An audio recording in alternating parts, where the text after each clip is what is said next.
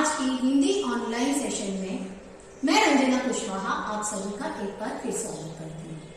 छात्रों, आज हम अपने हिंदी विषय को आगे बढ़ाएंगे और आगे बढ़ते हुए हम अपने नए पाठ की तरफ बढ़ रहे हैं, जिसका शीर्षक है मेरा विद्रोह। छात्रों, इस पाठ की लेखिका है सूर्यबाला जी। सूर्यबाला जी द्वारा रचित यह पाठ एक कहानी के रूप में है। छात्रों, जो पाठ हम लोग आज पढ़ने जा रहे हैं, उस पाठ के माध्यम से लेखिका ने हमें यह बताने की कोशिश की है कि बच्चों की बहुत सारी इच्छाएं होती हैं, उसी प्रकार से माता पिता की भी बहुत सारी उनसे अपेक्षाएं होती हैं, उनकी कुछ महत्वाकांक्षाएं होती हैं। कभी कभी ऐसा होता है कि बच्चों के मन में जो बातचीत आती है, जो इच्छाएं उनके मन में आती हैं, वे अपनी इच्छाओं को अपने माता पिता के सामने प्रकट नहीं कर पाते हैं और कभी कभी वे बड़ी ही सरलता से अपनी इच्छाएं माता पिता के सामने रख देते हैं और माता पिता अपने बच्चों की इच्छाओं को मान भी लेते हैं। लेकिन कभी ऐसा भी होता है कि बच्चों की जो अभिलाषाएं होती हैं वे गलत रूप में होती हैं, वे सही नहीं होती हैं और ऐसे समय में माता पिता उन्हें पूरा नहीं कर पाते हैं, या अगर वे पूरा कर भी पा सकते हैं तो भी वे उसे पूरा नहीं करते क्योंकि वे इच्छाएं उनकी गलत होती हैं। तो इसका तात्पर्य यह नहीं होता कि माता पिता अपने बच्चों को प्यार नहीं करते। कई बार आपके मन में ऐसे विचार आए होंगे कि आपके अलावा आपका कोई भाई या बहन भी है, तो आपके मन में कभी कभी ऐसा विचार आता होगा कि माँ मुझे ज्यादा प्यार नहीं करती, मेरे छोटे भाई को या छोटी बहन को बहुत चाहती है। पिताजी आपके छोटे भाई को ज्यादा पसंद करते हैं और आपकी तरफ ध्यान नहीं देते।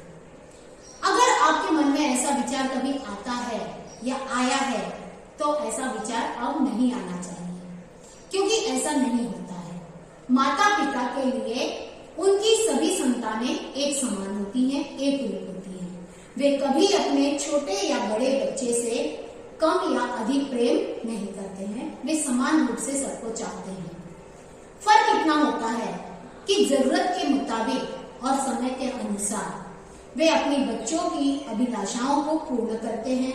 कभी वे समर्थ हो पाते हैं, कभी असमर्थ होते हैं। जिस तरह से आप बच्चों की इच्छाएं होती हैं, आपकी लालसाएं होती हैं, ठीक उसी तरह से माता पिता की भी आपसे कुछ अपेक्षाएं होती हैं, कुछ महत्वाकांक्षाएं होती हैं। वे जो कुछ भी आपके लिए करते हैं, जो कुछ भी आपके लिए सोचते हैं, वह आपके भलाई के लिए होता है। तो चलिए छात्रों, इसी पाठ को हम आगे बढ़ाएं। उससे पहले हम इस पाठ की लेखिका सूर्यबाला जी के परिचय से परिचित हो जाते हैं। देखिए, सूर्यबाला जी का जन्म 25 अक्टूबर 1943 को उत्तर प्रदेश के वाराणसी शहर में हुआ था। इनका परिचय देखते हैं। समकालीन व्यंग एवं कथा साहित्य में अपनी विशिष्ट भूमिका और महत्व रखने वाली सूर्यबाला जी ने अभी तक 150 यानी 150 से अधिक कहानियां, उपन्यास अर्थात नॉवेल्स और हास्य व्यंग संबंधित रचनाओं का लेखन कार्य किया है। अर्थात इन्होंने 150 से अधिक कहानियां और साथ में उपन्यास, हास्य व्यंग आदि विषयों पर उन्होंने लेखन कार्य किया है। अब इन्हें कौन कौन से पुरस्कारों से सम्मानित किया गया है वो जान लेते हैं। आपको प्रियदर्शिनी पुरस्कार, घनश्याम सराफ पुरस्कार, व्यंगश्री आदि अनेक पुरस्कार सम्मान प्राप्त हुए हैं। इन पुरस्कारों से इन्हें अच्छे लेखन के लिए सम्मानित किया गया है। इनकी प्रमुख कृतियां देखिए, मेरे संधि पत्र, अग्निपाखी, यामिनी कथा, 21 कहानियां। इनके अलावा भी इनकी और भी कई रचनाएं हैं जो बहुत ही प्रसिद्ध हैं। छात्रों, यह जो हमारा आज का पाठ है वह एक बालक के इर्द गिर्द घूमता है। यह पाठ जो है एक कहानी के रूप में है और यह कहानी जो है एक मनोवैज्ञानिक कहानी है। क्या होता है ना कि बच्चों, जो छोटे बालक बालिका यानी जो आप हो, तो आपकी कुछ इच्छाएं हैं, अभिलाषाएं हैं, बहुत सारी तमन्नाएं भी हैं आपकी। उसी प्रकार से आपके माता पिता की भी कुछ महत्वाकांक्षाएं, अपेक्षाएं हैं, जिन्हें कभी वे आपके ऊपर पूरा करने के लिए थोपने भी लगते हैं, तो आपको बहुत गुस्सा आ जाता है। तो ऐसा होना नहीं चाहिए। दरअसल वे थोपना नहीं चाहते हैं, लेकिन आपको ऐसा लगता है कि वे अपनी अपेक्षाएं आप पर थोप रहे हैं। वे आपकी इच्छाओं का भी मान सम्मान करते हैं, तो आपको भी उनकी अपेक्षाओं का ख्याल रखना चाहिए। कभी कभी क्या होता है कि बालक बालिकाओं और जो उनके अभिभावक यानी जो माता पिता होते हैं, इनके बीच में संवादहीनता हो जाती है, अर्थात बातचीत नहीं होती है।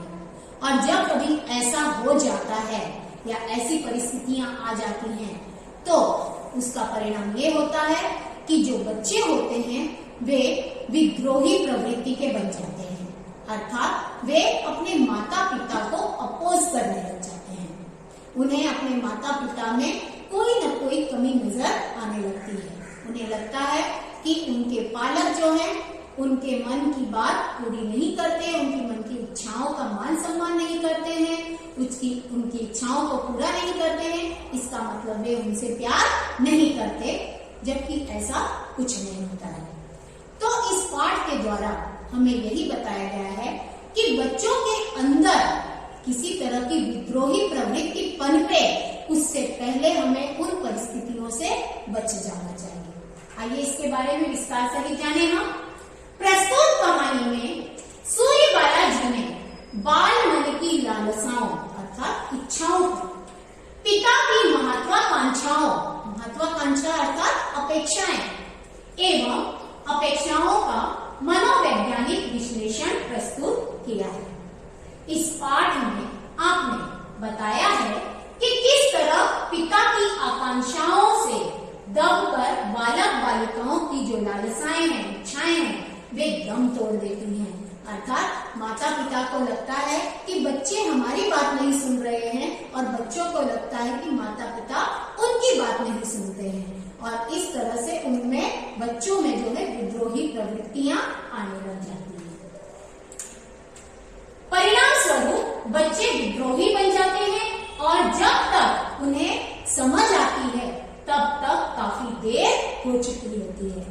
बच्चों को जब तक यह बात समझ में आती है कि मैं अपनी जगह पर गलत था, मेरे माता पिता अपनी जगह पर बिल्कुल सही थे, तब तक काफी समय बीत जाता है, बहुत देर हो चुकी होती है। अतः हमें इन परिस्थितियों से, ऐसी स्थितियों से सदैव बचना चाहिए।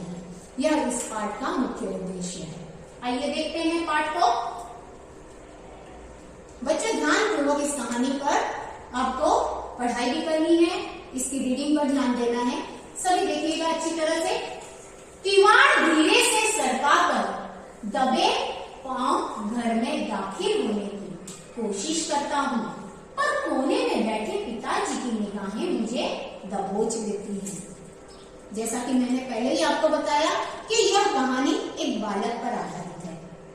एक लड़का है, आपकी ही जितनी उम्र का, 15, 14 या 13 वर्ष का। वह दबे पांव अर्थात बिल्कुल आहट किए बिना किवाड़ को सरकाता है। किवाड़ अर्थात दरवाजे को सरका के धीरे से घर में प्रवेश करता है कि तभी कोने में उसके पिताजी बैठे हुए थे, उनकी नजरें उस पर पड़ जाती हैं। कहते हैं, पिताजी क्या कर रहे हैं? देखिए, किधर गए थे? लॉन्ड्री में कपड़े देने। पिताजी ने पूछा, कहाँ गए थे? तो बेटा कहता है, लॉन्ड्री में कपड़े देने गया था। पिताजी ने क्या पूछा फिर से? तुम्हारे कपड़े क्या रोज लॉन्ड्री में धुलते हैं? तब बेटे ने कहा, रोज कब जाते हैं? इस पर पिताजी देखो क्या कह रहे हैं, बकवास मत करो, दिन भर सड़कों पर मटर गश्ती करते फिरते हो, अपने कपड़े खुद नहीं धो सकते? देखो पिताजी ने किस तरह से उसे कहा है कि वह दिन भर यहाँ वहां घूमता फिरता रहता है, मौज मस्ती करते रहता है। मटर गश्ती करना है मौज में घूमना, तो वह दिन भर अगर घूमता है तो घूमने के बजाय अपने कपड़े खुद वह घर में नहीं धो सकता, लॉन्ड्री में कपड़े को धोने के लिए देने की क्या आवश्यकता है उसे। आगे बढ़ते हैं। मैं गुनगुनाता हुआ भीड़ सा अंदर आ जाता हूँ। जब गुस्से में आप बोलते हो कभी या कोई और भी बोलता है तो इसी तरह से हमारे मुंह से आवाज निकलती है हूँ, तो वह गुनाता हुआ अर्थात गुनाते हुए बोलते हुए, भीड़ सा अर्थात बहुत ही बुरी तरह से अंदर चला जाता है।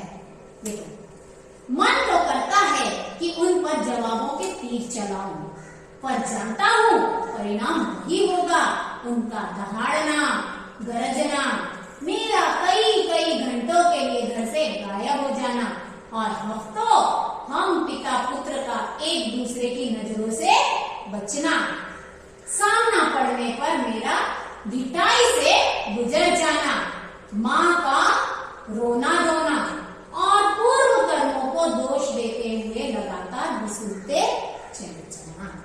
देखिए, जब पिता ने लॉन्ड्री में कपड़े न धोकर बल्कि घर में धोए जाएं, इस बात के लिए कहा तो बच्चे को बहुत गुस्सा आ गया अपने पिताजी पर और वह बड़े ही दुस्साहस के साथ में भीख बंद करके भीतर चला जाता है और भीतर जा करके वो मन में सोचता है कि जी में तो यह आता है कि पिता के ऊपर वह जवाबों के तीर चला दे, अर्थात उनके हर एक सवाल का जवाब पर जवाब देता चला जाए।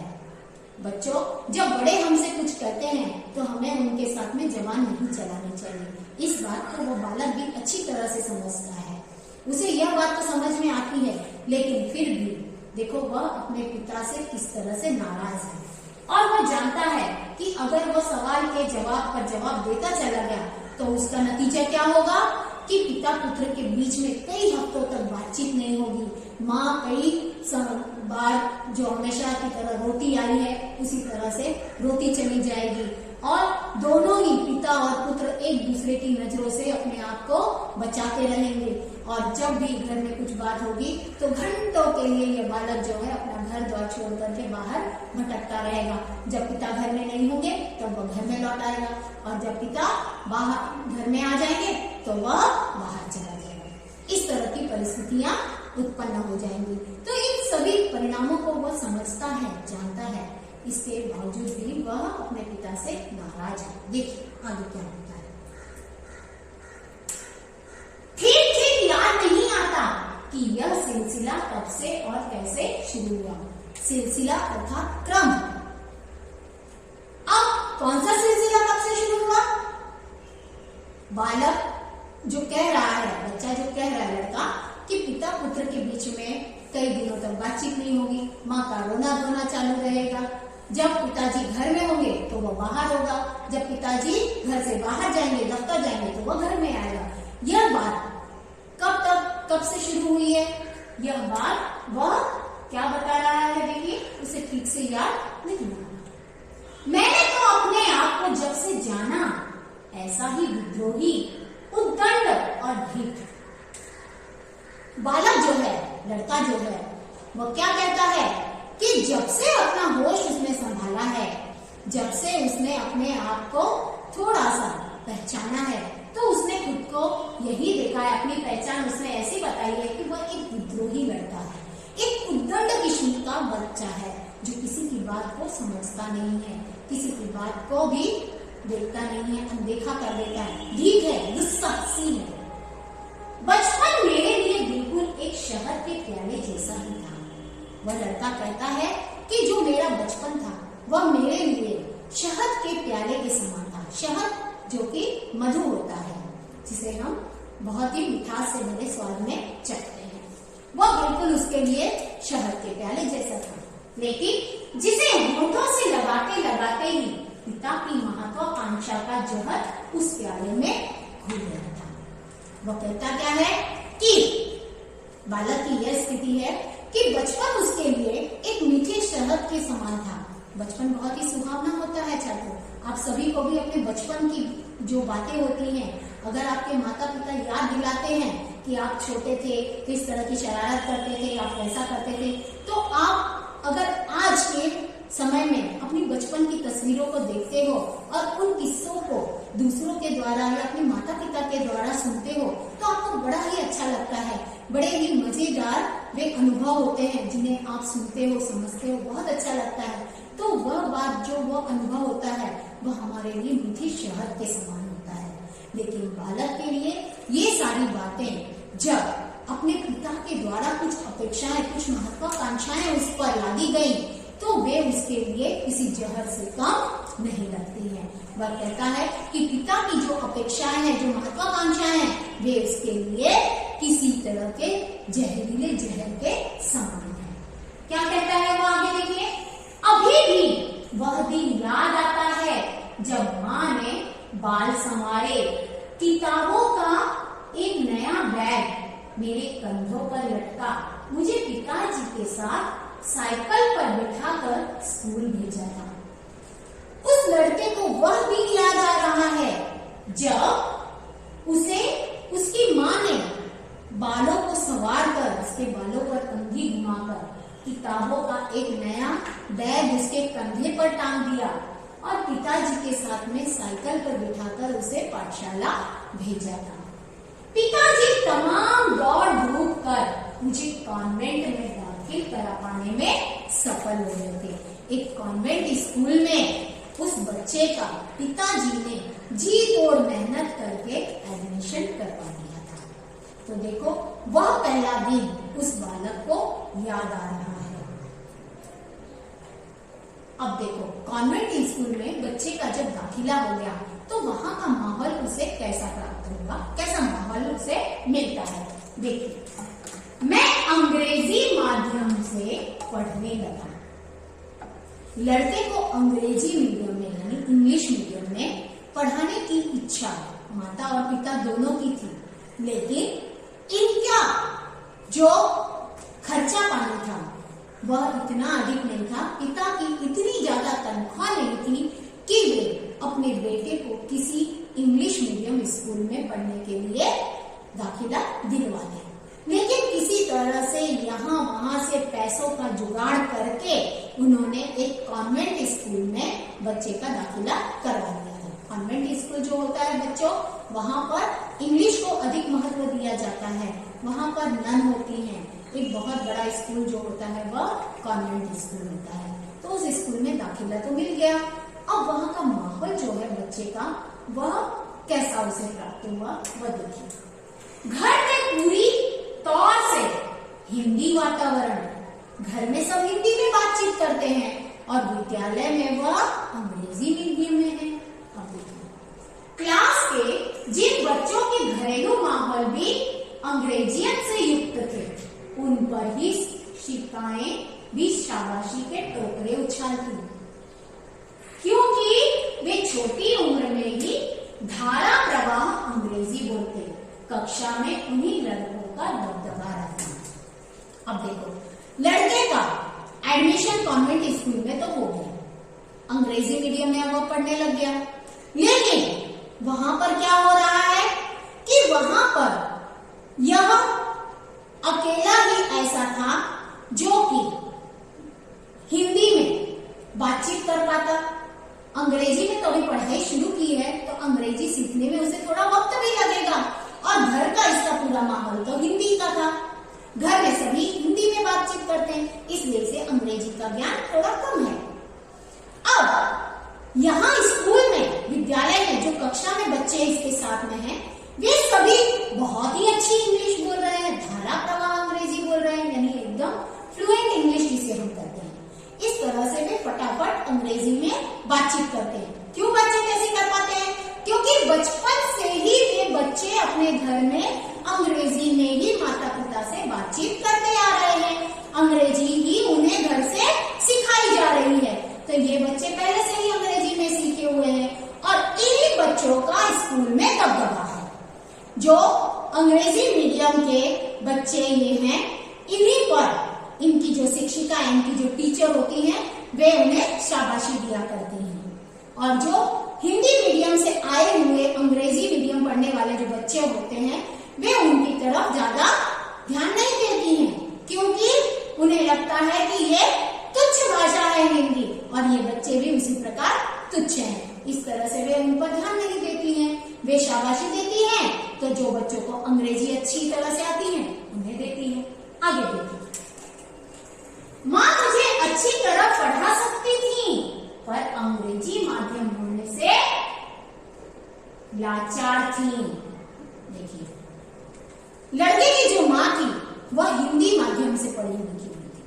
वे पढ़ा तो सकती थी, लेकिन अंग्रेजी भाषा में नहीं पढ़ा सकती थी। इस बात से वे मजबूर थी। अतः सारी मेहनत पिताजी ही करते थे। पिताजी ही थोड़े अंग्रेजी में अच्छी तरह से पढ़े लिखे थे, तो पिताजी को ही सारी मेहनत लड़के पर करनी पड़ती थी अंग्रेजी पढ़ाने के लिए। मेरी इच्छा नहीं रहती थी उनसे पढ़ने की, मगर माँ की बात नहीं टाल सकता था। ऑफिस से आने के साथ ही सारी किताब कापियों सहित मुझे घेर कर पढ़ाना रटाना शुरू कर देते। शायद उनकी मेहनत के ही बल पर मैं 8वीं कक्षा तक पहुंचा था। देखो बच्चों, ऐसा अक्सर होता है कि आपका अटैचमेंट जो है माँ के साथ ज्यादा होता है और पिता के साथ में कम होता है। कुछ ऐसे ही स्थिति इस बच्चे के साथ में हुई है। यह लड़का भी जो है माँ के बहुत ही करीब है, लेकिन पिता से दूर क्यों है? क्योंकि पिता हमेशा उसे पढ़ाई लिखाई के करीब रखना चाहते हैं। पढ़ाई लिखाई करके उसे अच्छी तरह से उसका भविष्य जो है आगे संवारना चाहते हैं, उसे आगे बढ़ाना चाहते हैं। तो माँ जो है हिंदी माध्यम से पढ़ी लिखी है, वे अंग्रेजी पढ़ा लिखा नहीं सकती हैं, और बेटे की मजबूरी यह है कि उसे पिता से ही अंग्रेजी पढ़ना है। और पिता क्या करते हैं, हर रोज दफ्तर से ऑफिस से जब आते हैं तो उसे अंग्रेजी पढ़ाने के लिए सारी किताबों को फैला लेते हैं और उसे पूरी तरह से रटाना शुरू कर देते हैं, यानी बाहर कराना शुरू कर देते हैं। जबकि लड़के को अपने पिताजी के साथ में इस तरह से पढ़ाई लिखाई करना बिल्कुल भी अच्छा नहीं लगता, लेकिन वह अपनी माँ की बात को टाल नहीं सकता, क्योंकि वो माँ को बहुत रिस्पेक्ट करता है। माँ जो करती है वो करता है। तो माँ ने अगर कहा कि बेटा मैं तुझे नहीं पढ़ा सकती, तुझे पापा के पास ही, अपने पिताजी के पास में ही बैठ करके अंग्रेजी की पढ़ाई करनी है, तो वह अपनी माँ की बात को टालता नहीं है, मना नहीं कर पाता है। देखिए यहाँ पर किस तरह से विद्यालय में कक्षा चल रही है अंग्रेजी की, तो वहां पर जो टीचर है वे भी सिर्फ इंग्लिश में जो बातें करते हैं, इंग्लिश को अच्छी तरह से बोल लेते हैं, उन्हीं बच्चों को वे शाबाशी देते हैं। आगे बढ़ेंगे।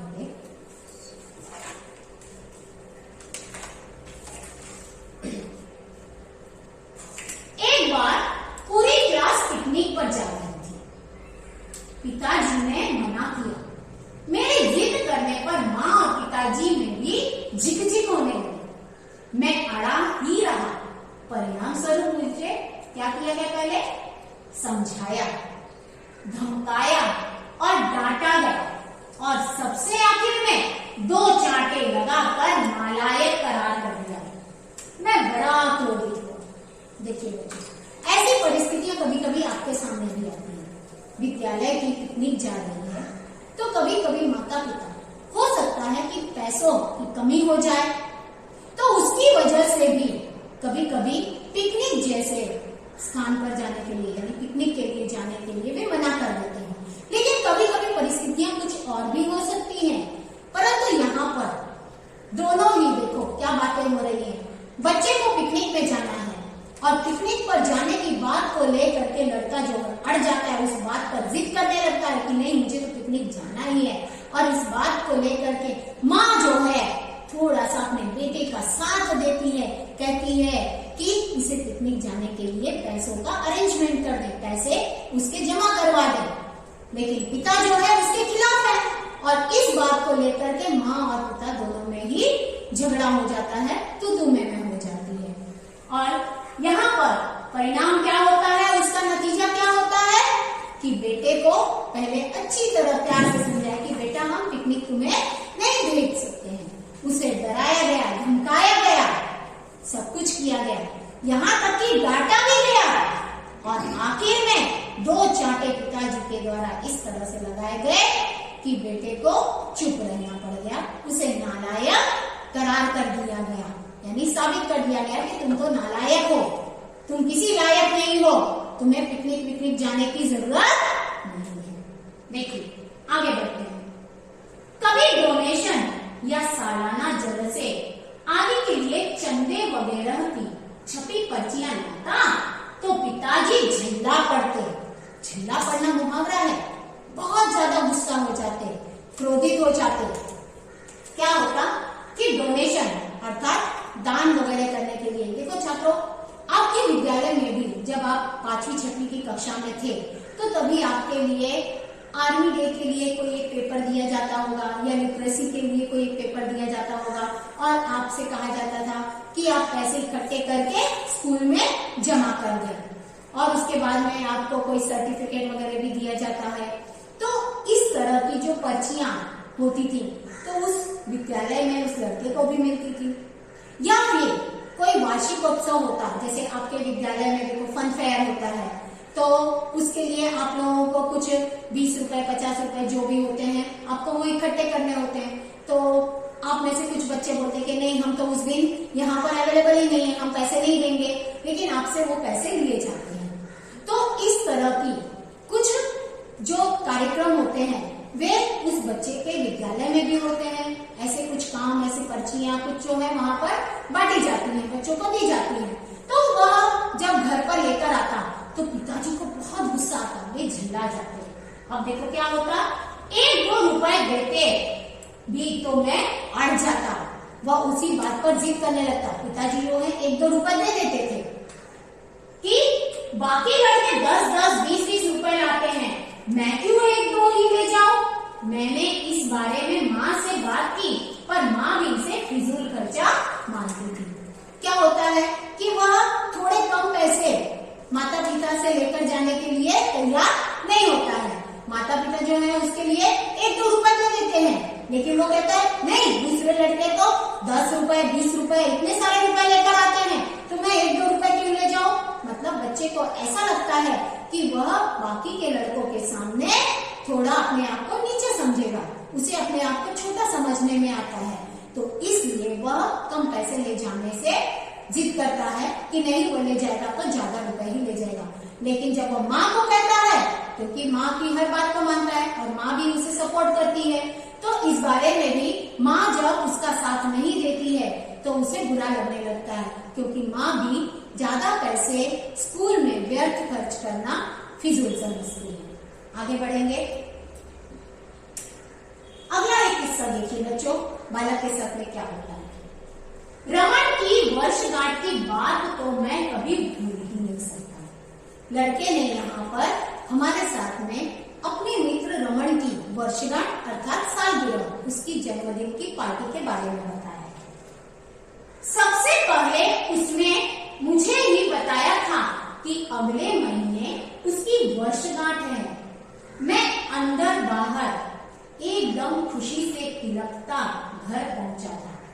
मैं शायद रमन से भी ज्यादा बेसब्री से उसकी वर्षगांठ का इंतजार कर रहा था, क्योंकि रमन ने अपनी वर्षगांठ की तैयारियों का जो चित्र खींचा था उसमें मुझे पूरे 1 महीने से बेचैन कर रखा था।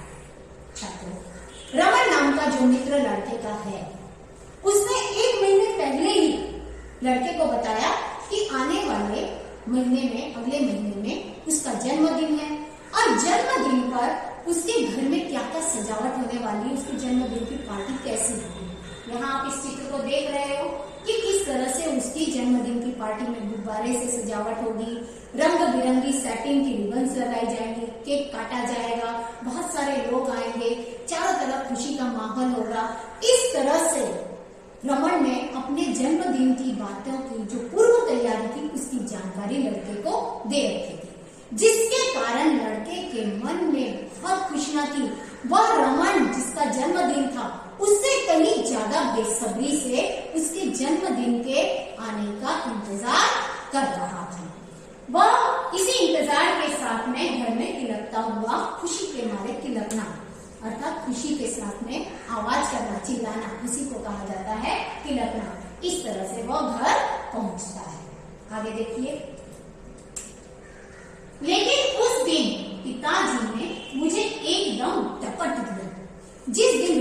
जन्मदिन था, उस दिन रमण के घर जन्मदिन पर जाने के लिए जब उसने अपने पिताजी से कहा तो पिताजी ने उसे बुरी तरह से डांट दिया। टपटना अर्थात डांट दिया। क्या कहा डांटते हुए? नहीं जाना है। पिताजी ने साफ मना कर दिया, नहीं जाना है रमन के जन्मदिन पर। देखिए, मैंने जोर जोर से लड़ना, जिद मचाना और रोना चिल्लाना शुरू कर दिया। जब पिताजी ने रमन के जन्मदिन पर जाने से मना कर दिया तो लड़के ने भी अपनी जिद वहां पर पकड़ ली, रोना धोना शुरू कर दिया और वह जिद पर अड़ा रहा कि नहीं, उसे तो रमन के जन्मदिन पर जाना ही है।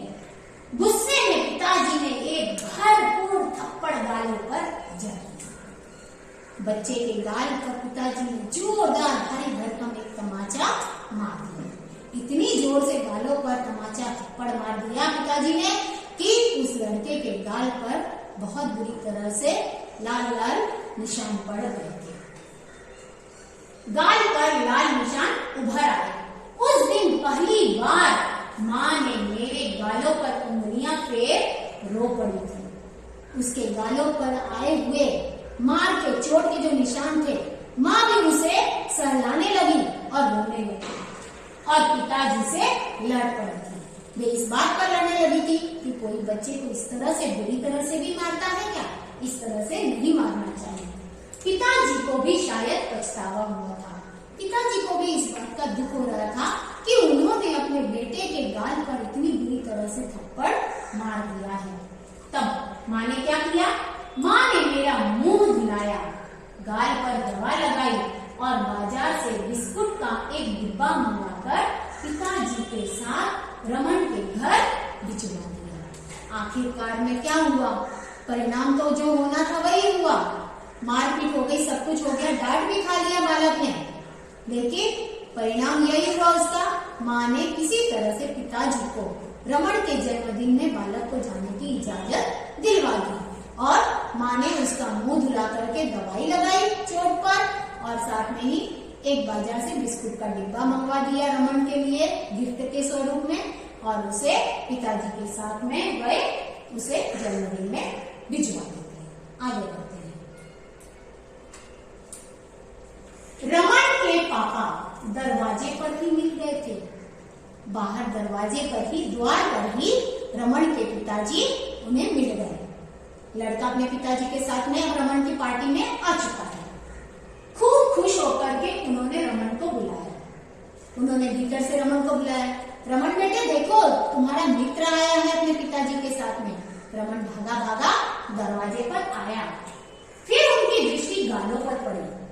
उनकी नजर जो है उस लड़के के गाल पर पड़ी जहाँ पर पिताजी के थप्पड़ से चोट का निशान आ गया था। तो पिताजी ने बात को छिपाते हुए देखिए क्या कहा। पिताजी जल्दी से बोले, आते आते सीढ़ियों से गिर गया, पर मैंने कहा तुम्हारे दोस्त का जन्मदिन है, जरूर जाओ। देखो पिताजी ने किस तरह से इस बात से बचाने की अपने आप को कोशिश की है। पिताजी ने लड़के के चेहरे पर जो निशान आया है, कहीं लड़का न बोल दे कि पिताजी के द्वारा चाटा पड़ने पर, थप्पड़ पड़ने पर यह गाल पर निशान बना हुआ है, यह लड़का न बोल पाए उससे पहले पिताजी ही कहने लगते हैं कि हम जब आ रहे थे रमन की वर्षगांठ की पार्टी के लिए तो यह आते आते सीढ़ियों से फिसल कर गिर पड़ा है, बस उसी की वजह से इसे गालों पर चोट आ गई है। लेकिन मैंने भी इसे अच्छे से समझा दिया है कि तुम्हारे दोस्त का जन्मदिन है, तुम्हें जाना चाहिए, इस चोट के निशान से कुछ फर्क नहीं पड़ता है। तब देखो यह बात सुन करके लड़के के दिमाग पर क्या असर होता है। मेरा दिमाग गुस्से से पागल हो गया। लड़के को बहुत गुस्सा आने लगा। मन किया जोर से चीख पड़ूं रमन के पापा के सामने ही कि ये झूठे, मक्कार और निर्दयी हैं, मुझे पीट कर आए हैं और यहाँ झूठ बोल रहे हैं। लड़के के मन में यह बात आ रही थी कि वह अपने पिता की सारी पोल खोल दे कि मैं सीढ़ियों से नहीं गिरा, ये सीढ़ियों से गिरने के निशान नहीं बल्कि इनके द्वारा मारा गया ऐसा थप्पड़ है जिसका निशान मेरे गालों पर पड़ गया है और ये बहुत ही मक्कार है, निर्दयी है, इन्हें जरा भी दया नहीं आती है, कपटी है, ये इनके मन में कपट भरा हुआ है। बोला कुछ नहीं, बस गुस्से से उन्हें घूरता रमन की उंगली पकड़े अंदर चला गया। रमन, जो कि अपने मित्र को लेने के लिए द्वार तक आया था, वह अपने पिताजी को गुस्से से देखते हुए अंदर भीतर चला जाता है। आगे